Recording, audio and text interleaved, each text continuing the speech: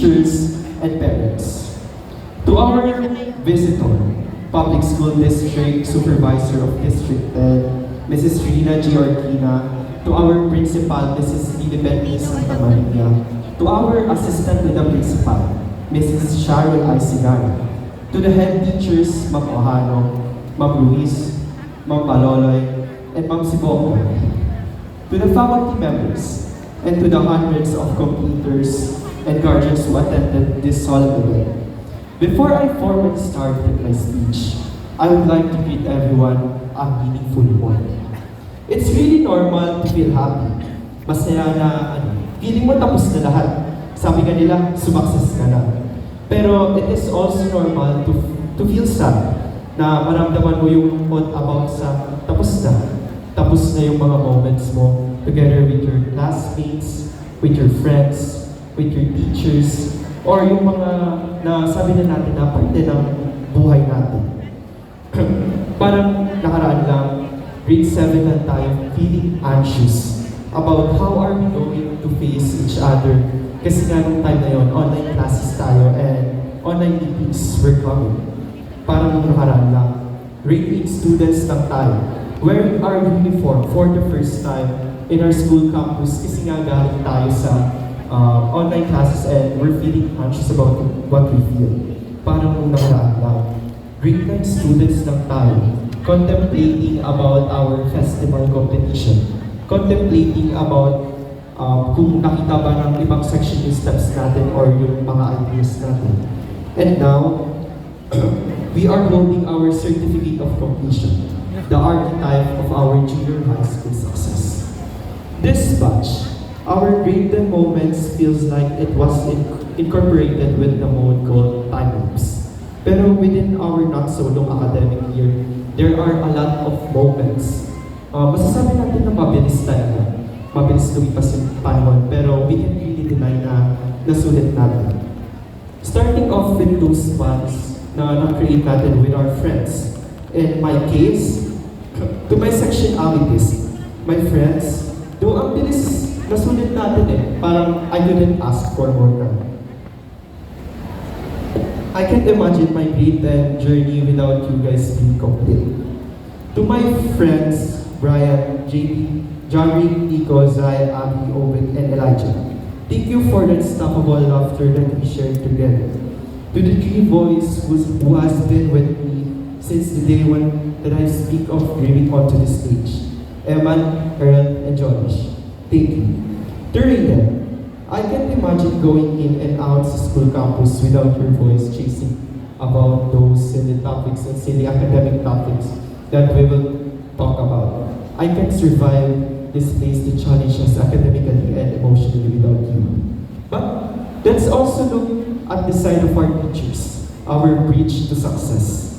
Teachers, on behalf of the 729 completers today, I'm embodying our greatest gratitude for all the sermon, lectures, and lessons that we've learned. Ma'am and Sir, thank you for being part of our life. To every teacher that has been part of my grade 7 to 10 journey, especially to my previous advisor, Ma'am Zuhasola, Ma'am Estrella, and Ma'am Ason, thank you for making the best version of God. Thank you for making me live outside of my comfort zone as you do to other students. To my current subject teachers, Ma'am Dacoco, Sir Castellano, or Papa C, Ma'am Camarao, Ma'am Mariel, Ma'am Lazaro, and Sir Joel, we wouldn't reach this far without you. Ma'am and Sir, I and my classmates are wholeheartedly giving my greatest gratitude for all the lessons that we've learned. Teachers, thank you for shaping us to be the best version of us. To my one and only SSLG advisor, Mr. Manuel Regalado, Sir, salamat for opening things and opportunities sa akin. Thank you for trusting me in serving and offering my service to the student body. Hindi mabubuo ang isang press card kung wala ka. Behind the card na nakikita niyo sa SSLG page and events, may isang Manuel Regalado ang nakahawak at nakaalalay sa likod nito. To the selfless trainers and coaches of such, an unending words of gratitude is given to you. Being an anchor, captain ball, and a Pecha Kucha speaker, it molds me in a different way. It goes with all the representative of the school competing in the name of our school.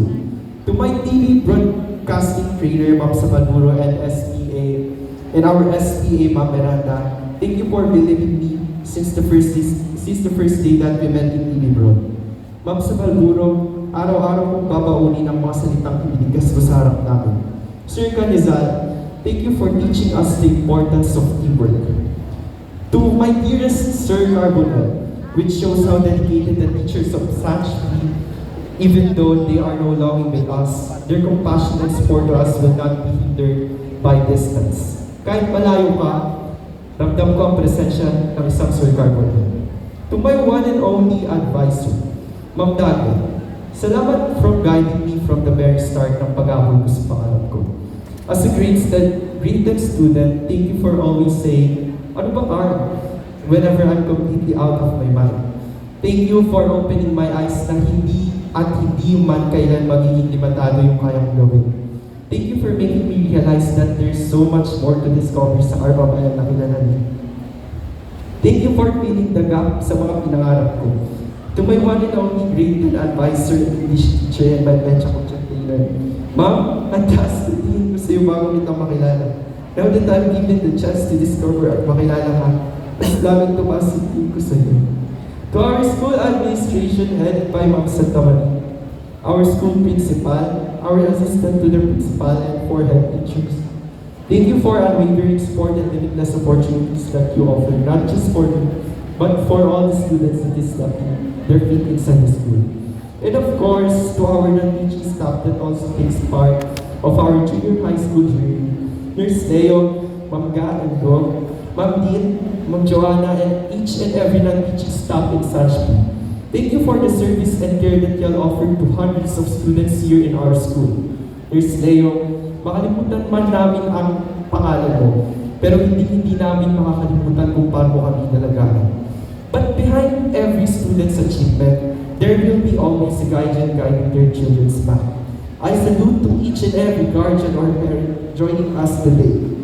Embodying the 729 completers today, parents and guardians, thank you for the love, support, and commitment na binigay niyo sa akin. So, wala kami dito kung wala kayo.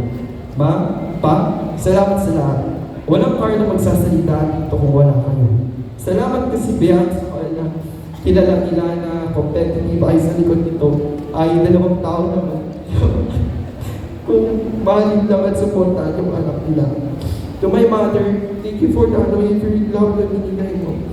Sa pag-asikas mo pa lang sa akin sa umaga, busog na busog ako sa pagmamahal. Sobra pa.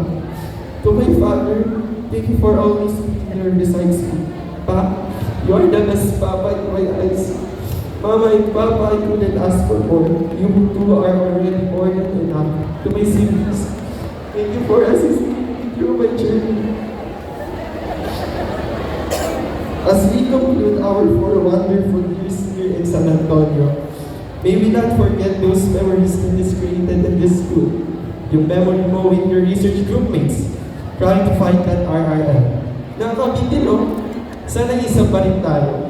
Sana nasa isa pa rin tayong paaralan. Sana sinulitan natin. Puro sana. Hanggang sana na lang talaga. May we be forever friends. As we close our junior high school chapter today, let's not forget that another chapter will open, another journey to face. I hope our 4 wandering years will stay unforgettable as we part ways. Different paths will open. May our 4 years be a memories that fulfills our mood whenever we look back to it. Congratulations, completers of the batch 2025. Whatever path we take, I hope we will stay as bound as we are here today. This is Carl Cedric Guaymabel, San Antonio National High School, Parañaque, and Volleyball Campaign, Supreme Secondary Learner Government President, at ang inyong nag-iisang news anchor. Pagbati sa lahat at paalam sa Tampa, Aralan.